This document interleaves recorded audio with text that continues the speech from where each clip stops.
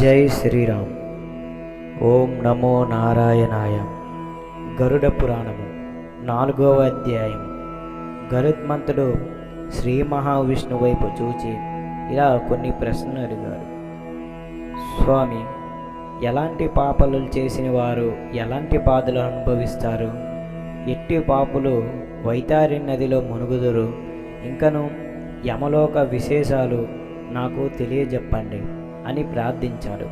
అప్పుడు శ్రీ మహావిష్ణువు గరుత్మంతుని వైపు చూసి ఇలా ఎల్లప్పుడూ దుష్కర్మలను చేసేవారు, శుభకర్మల ఆది యందు నిష్ట లేనివారు, మరింతగా భయ దుఃఖములను కలిగించే నరకములను చేరి బాధలను అనుభవించెదరు. యమధర్మరాజు నగరమునకు 4 దిక్కుల యందును ద్వారములు కలవు. పాపాత్ములు దక్షిణ ద్వారము నుండి యమపురమునకు చేరుతురు. ఆ మార్గమునందే వైతారి నది కలదు. పుణ్యము చేసిన వారు దక్షిణ ద్వారము నుండి కాక మిగిలిన ద్వారాల నుండి యమపురమునకు చేరుతురు. వినదపుత్ర, నీవు నా భక్తుడు అయినప్పటికీ నువ్వు అడిగిన యమలోక విశేషాలు వింటుంటే నీకు ఒళ్ళు జలధరిస్తుంది. అసలు లోకానికి వెళ్ళే మార్గమే మహాభయంకరంగా ఉంటుంది. విను. నరలోకానికి మధ్య 86,000 ఆమడల దూరం ఉంటుంది. దీనికి సుమారుగా 8,600 క్రోసుల దూరం అని చెప్పవచ్చు. ఈనాటికి కోలమానంలో అయితే దాదాపు 68,800 మైళ్ళు. ఆ లోకంలోనే యమధర్మరాజు నివాసమై యమపురి ఉంటుంది. ఆ యముని వద్ద ఆయుస్సు తీరిన వారిని పట్టుకొని రావడానికి పంపే నిమిత్తం ఒక్కో జీవికి 3 చొప్పున అసంఖ్యాకంగా భటులు ఉంటారు. ఆ యమకింకరులు రూపమెంతో భయంకరంగా ఉంటుంది. భయోత్పతం కలిగించే ఘోరమైన ఆకృతితో పాటు అగ్నిని దహించగలిగినంత కోపం, కారు మేఘం లాంటి నల్లని వస్త్రాల ఆచ్ఛాదనం, పాసం, రోకలి వంటి ఆయుధాధారిన వారి సొంతం. ఆయువు తీరిన జీవుని పట్టి వాయురూప దేహం కల్పించి తీసుకువెళ్ళి యమధర్మరాజు ఎదుట ప్రవేశపెట్టడమే వారి విధి నిర్వహణ. యమలోక మార్గం ఇలా ఉంటుంది అని శ్రీ మహావిష్ణువు మళ్ళీ చెప్పసాగారు. యమకింకరలు పాసం పట్టి లాగుతుండగా అతి సుదీర్ఘము అతి కఠినము అయిన యమలోక మార్గంలో నానా క్లేశాలు అనుభవిస్తూ జీవుడు నడవవలసి ఉంటుంది. మృతి చెందిన వెంటనే త్రుటిలో యమకింకరలు యమ సాధనమున ప్రవేశపెట్టిన ఆ మార్గమే ఇప్పుడు పూర్తిగా జీవుడు అధిగమించాలి. రేయింబవలు నడవాలి. యమకింకరలకు దయా దాక్షిణ్యాలుండవు. మార్గంలో కఠినమైన అవరోధాలున్నా వారు ఈడ్చుకుంటూ దండిస్తూ నడిపిస్తూ ఉంటారు. ఆ మార్గంలో మొనదేలిన కత్తులతో సమానంగా ఉండే ఆకులు కలిగిన దట్టమైన చెట్లు నిండిన అసిపత్రవనం అనే అడవి ఉంటుంది. ఆ అడవి మార్గంలో ఒకదాన్నొకటి వరుసుకొని ముందుకు చొచ్చుకొని వచ్చినట్లున్న చెట్లు జీవుని శరీరాన్ని ఎక్కడికక్కడ చీల్చేస్తూ రక్తధారాలు స్రవింపజేస్తూ ఉంటాయి. ఆయువు ముగిసిన వారిని పట్టి వాయు శరీరంలోకి వారిని ప్రసవింపచేసి తమ ప్రభువైన యమధర్మరాజుకు ముందు నిలిపి, పరేతరాజా, పసందదందర, మీ ఉత్తర్వు ప్రకారం ఆయుష్ తీరిన వారిని మీ సన్నిధిని ప్రవేశపెట్టినాం. ఇక మేము చేయవలసిందేమిటో సెలవివ్వండి అని యమభటులు ఆ యమధర్మరాజు ముందు ఈ జీవుని నిలబెట్టి అడుగుతారు.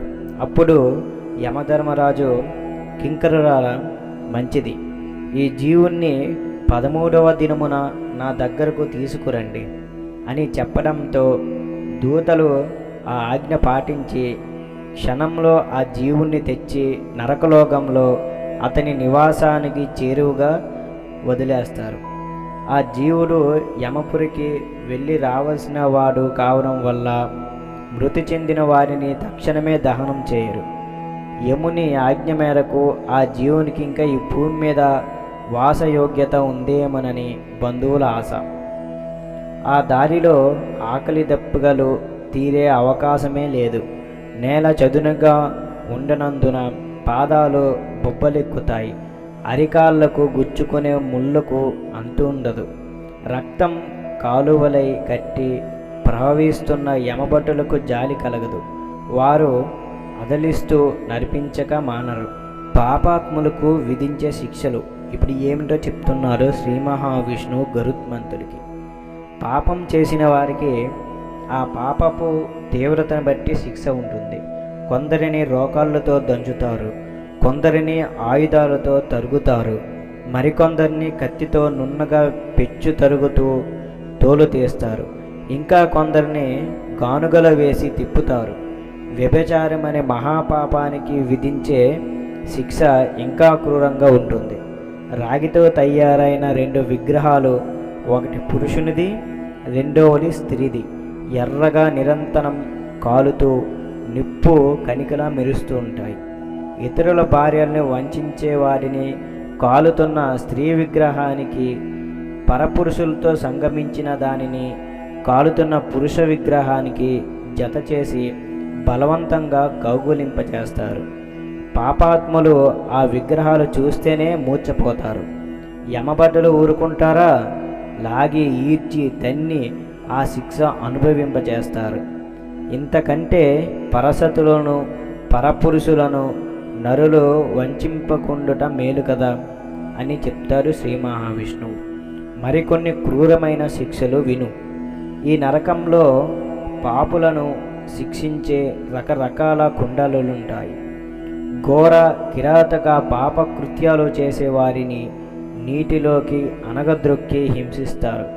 ఈ శిక్షల గురించి తెలుసుకోనక్కర్లేదు, వింటేనే ఒళ్ళు జలధరిస్తుంది.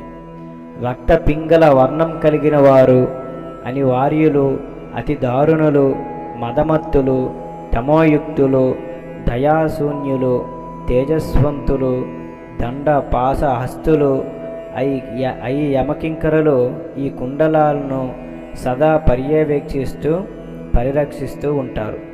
అందులో కొన్ని కుండలాల పేర్లు: చూర్ణకుండం, శూలకుండం, శూర్పకుండం, భస్మకుండం, చక్రకుండం, వక్రకుండం, గోలకుండం, సర్పకుండం, మసకకుండం, దంసకుండం, శ్లేష్మకుండం, మలకుండం, మాంసకుండం, నకకుండం, రోమకుండం, గాత్రమలకుండం, అశ్రుకుండం, బీజకుండం, అస్థికుండం, చర్మకుండం, కంటిపూసికుండం, గరళకుండం, తప్తకుండం, వజ్రదంష్ట్రకుండం, నక్రకుండం, కాకకుండం, వృశ్చికకుండం, తప్తపాషణకుండం, తప్తశూరాకుండం, దేహదలనకుండం.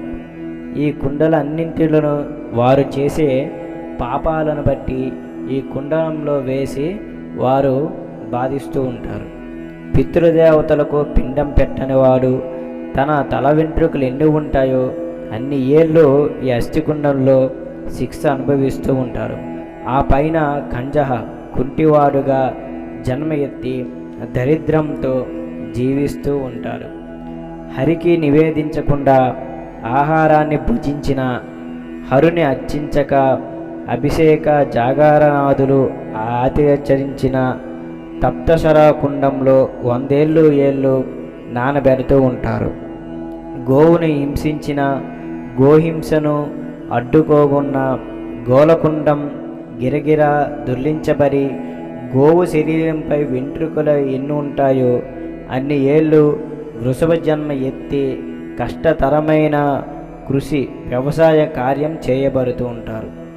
అల్పప్రాణుల్ని పట్టుకొని హింసిస్తూ వినోదించే వారికి వజ్రదంష్ట్రకుండంలోని పదునైన కూరలతో ఎక్కడికక్కడే చీల్చేసి శిక్ష అమలు చేయబడతారు.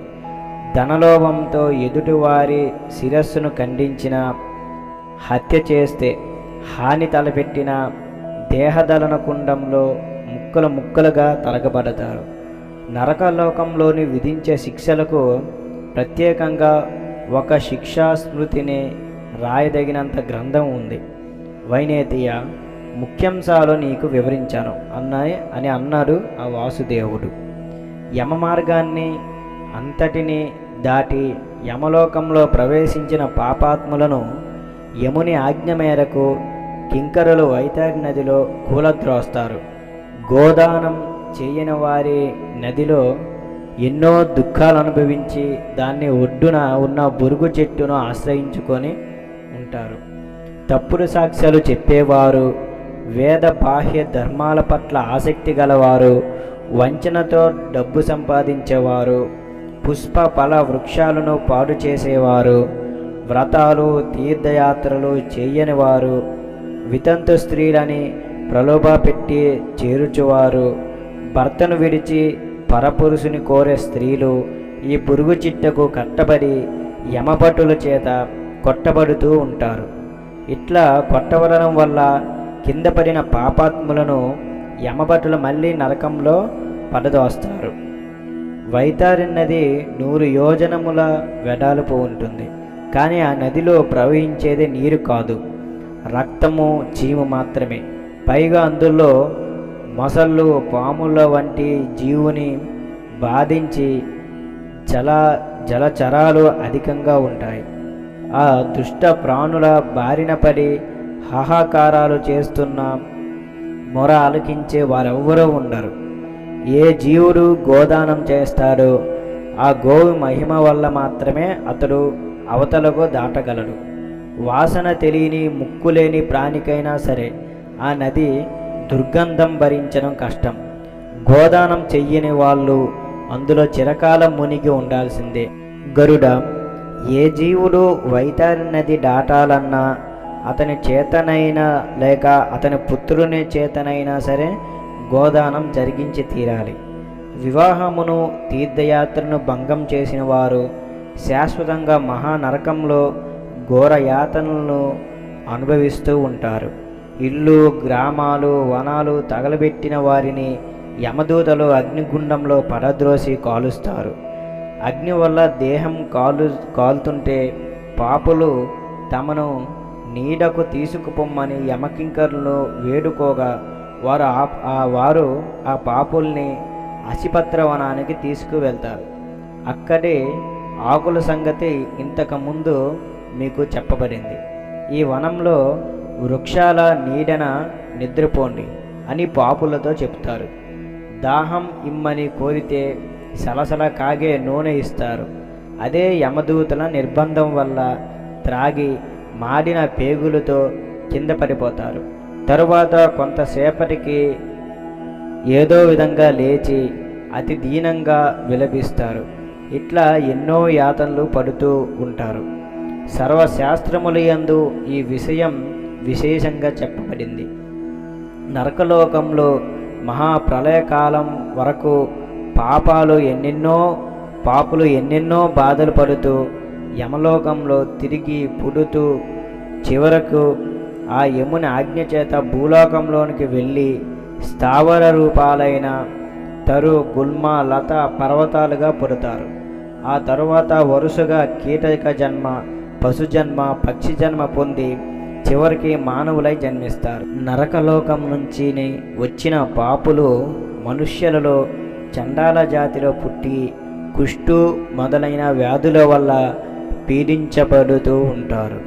ఇంతటితో గరుడ పురాణంలోని 4వ అధ్యాయము పూర్తయినది. జై శ్రీరామ్. ఓం నమో నారాయణాయ.